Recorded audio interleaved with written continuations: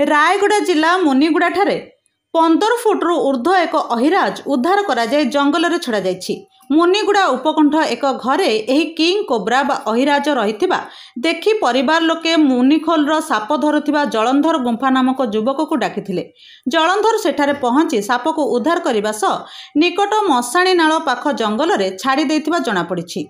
एही प्रजातिर साप ओडिशा रे बहुत कम देखिबाकू मिलिथिबा बेले एहा चाइना जापान रे अधिक देखिबाकू मिले। तेबे साप को लोके भୟରେ मारी देउथिबा बेले जलंधर नामक व्यक्ति साप और लोकों को सुरक्षा देउथिबा स्थानीय लोके कहिसंते। रायगड़ारू Dharanidhar Pattnaik report the news today.